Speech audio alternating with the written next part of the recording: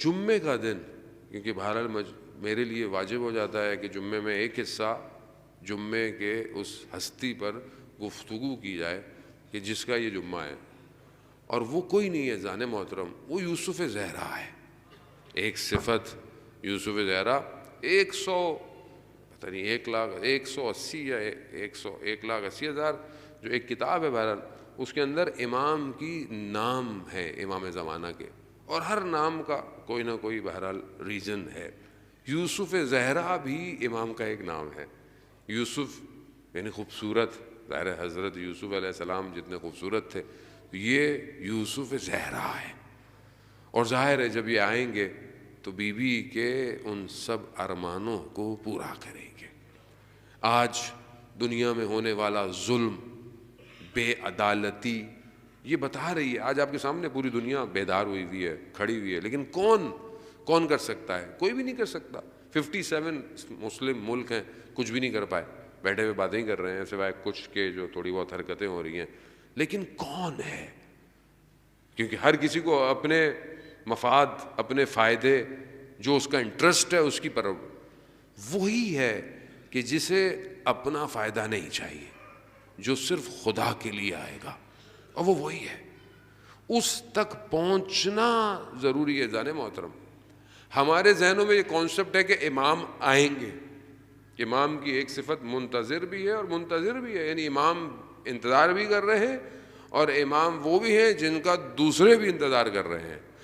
ہم یہ سوچتے ہیں کہ امام آئیں گے، یہاں ہم غلطی پر ہیں۔ ہم کیوں یہ سوچتے ہیں کہ امام آئیں گے؟ ہم خود کیوں نہیں امام تک چلے جاتے؟ ہم خود اپنی زندگی میں ایسا کام کیوں نہیں کرتے کہ امام ہمارا انتخاب کرے، امام ہمیں اپنے قریب لے کے آئے، امام ہمیں پک کرے نا؟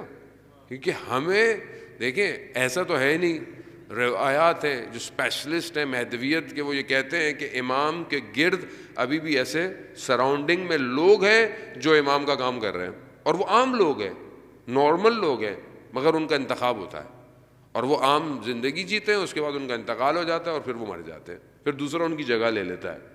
تو وہ لوگ ہیں امام کے قریب، جن کو رجال الغیب بھی کہتے ہیں، کہ وہ بہرحال کبھی انسان مصیبت میں پھنستا ہے، امام کو آواز دیتا ہے، تو ہر وقت امام نہیں آتے، وہ آتا ہے، وہ جسے امام جس کی ڈیوٹی لگا دے، وہ شخص جو ہے وہ آ جاتا ہے۔ اصفہان میں ایک عالم دین تھے، کہتے میں مسجد کے باہر کھڑا ہوا تھا، نماز کے لیے جا رہا تھا، ظہر کا ٹائم تھا جماعت کا، تو میں نے کہا نماز پہ جاؤں گا، تو میں نے دیکھا ایک بہت بڑی شخصیت تھی، تاجر اور بہت با ایمان، با تقوی۔ دیکھا تو ایک جنازے کے ساتھ گزر رہے ہیں، اور جنازہ کس کا ہے؟ مزدوروں نے اٹھایا ہوا ہے، اور میں آگے پیچھے دیکھا تو چند مزدور تھے اور جنازہ تھا، اور یہ اتنی بڑی، تو میں نے کہا یہ ان کے رشتہ دار لگتے ہیں، کون ہے، کس کے ساتھ ہے؟ تو میں نے جیسے کہا کہ حاجی یہ کیا ہے، تو کہا آؤ میرے ساتھ جنازے میں چلو، اور میں نے کہا چلتے ہیں۔ چلتے ایک تو شہر کی طرف جنازے کا تھوڑی دور تھی، میں تھک بھی گیا، پھر میں نے کہا اول وقت نماز بھی میری رہ گئی، تو میں نے بولا یہ کون ہے؟ اگر اس کے رشتہ دار ہیں تو باقی لوگ کہاں ہیں، اور اگر یہ مزدور ہیں تو یہ کیا کر رہا ہے؟ خیر جنازہ ہوا، یہ ہوا، میں نے پوچھا کہ ماجرا کیا ہے؟ کہا کہ میں کچھ عرصے پہلے حج پہ جا رہا تھا، تو جب میں کوفہ پہنچا تو میرا سامان چوری ہو گیا، میرے پاس کچھ نہیں تھا، تو میں بڑے بے دلی کے ساتھ کوفہ مسجد سیلا سے مسجد کوفہ جا رہا تھا، تو میں نے امام سے توسل کیا، کیونکہ میرے پاس کچھ نہیں تھا، نہ میں آگے جا سکتا تھا نہ میں پیچھے جا سکتا تھا۔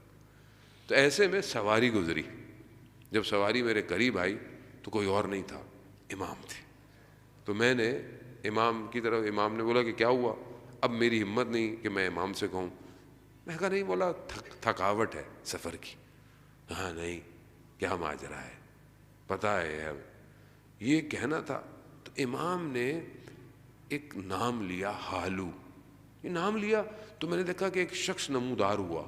جب میں نے اس کو دیکھا تو وہ اصفہان کے بازار میں یہ جو ریڑھی پر سامان اٹھاتے ہیں وہ تھا۔ جب میں نے اس کو دیکھا، لیکن میں نے کہا کہ یہ امام نے اس کو بلایا تو یہ کیسے ہو سکتا ہے؟ مطلب میں نے کہا شاید میرا وہم ہو، میں نے پوچھا نہیں۔ امام نے اسے حکم دیا کہ اس کا جو سامان ہے لا کے دو اور اس کو حج پہ لے کے جاؤ۔ یہ کہا، امام کی سواری چلی گئی۔ وہ شخص مجھے کہتا ہے فلانی جگہ کل آ جانا. میں پہنچا, میرا سارا سامان تھا, کہا کھول کے دیکھو. میں نے کھول کے دیکھا, سب موجود تھا. کہا اس کو کہیں مسافر خانے میں رکھو, آؤ میں تمہیں حج پہ لے جاتا ہوں. وہ مجھے حج پہ ایک قدم بڑھاتے مجھے حج پہ لے گیا, مکہ لے گیا, باہر چھوڑا, کہا کوئی پوچھے تو بتا دینا میں دوسرے راستے سے آیا تھا, واپس آ جانا. واپس آیا, مجھے لے آیا. مگر اس نے بولا کہ دیکھو جب مجھے ملنا تو جیسے پہلے ملتے تھے ویسے ہی ملنا. میں بہت وہ تھا کہ میں بہرحال ایک شخص اس مقام پہ چلا جائے کہ جو مزدور ہے لیکن امام کے اتنا قریب ہے کہ امام اپنے کاموں کے لیے اسے پکار رہے. جب میں پہنچا, لوگ مبارکباد دینے آئے, بیٹھے تو وہ بھی آئے, میں کھڑا ہونے لگا, اس نے اشارہ کیا بیٹھے رہو. جب سب چلے گئے تو اس نے مجھے بولا کہ میں فلانے دن مر جاؤں گا, میرے حجرے میں آنا, میرا کفن میرے سامان میں رکھا ہوگا, مجھے کفن غسل میرا جنازہ پڑھوا دینا. عزیزان محترم, اس لیے کہتے ہیں کہ ڈونٹ جج بک بائی اٹس کور. نہیں دیکھو تمہارا برابر میں بیٹھا ہوا شخص کون ہو, تمہیں نہیں پتا. تم زندگی میں بعض اوقات ہم تو حلیوں کو دیکھ کر لوگوں سے بہیو کرتے ہیں, ہمیں نہیں پتا خدا کا مقرب بندہ کون ہے.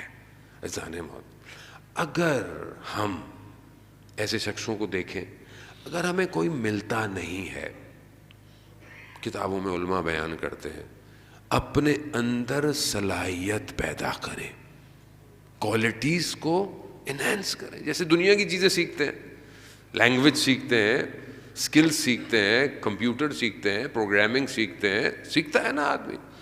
اسکلز کو انہینس کرے کہ امام انتخاب کرے. شہید حجاجی جب 28 سال یا 32 سال میں شہید ہوا, اس کا بچہ 2 سال کا تھا. اس نے اس وقت بچے کو وصیت لکھی, آج اس کا بچہ کافی بڑا ہے. اس نے کیا لکھی؟ کہا بیٹا دنیا آشوب فتنوں سے بھری ہوئی ہے, خیال کرنا اپنا, اور اپنے آپ کو اس قابل کر دینا کہ خدا تمہارا خریدار بن جائے. اپنے آپ کو اس قابل کرے کہ اس بازار میں امام تمہارا خریدار ہو جائے, امام تمہیں خریدے, امام کی نگاہیں تمہارے پاس ہو, امام کی توجہ ہو کہ ہاں میرا چاہنے والا ہے. جانے میں ہوتا ہوں بہرحال اس کے لیے محنت چاہیے, اس کے لیے بہرحال گریا چاہیے, اس کے لیے انسان کو دنیا کی بہت ساری چیزیں چھوڑنی پڑتی ہیں, لیکن جس کو عشق ہو جائے وہ سب کچھ چھوڑ دیتا ہے. بس اپنے وجود میں اس عشق اور محبت کو پیدا کرے. جانے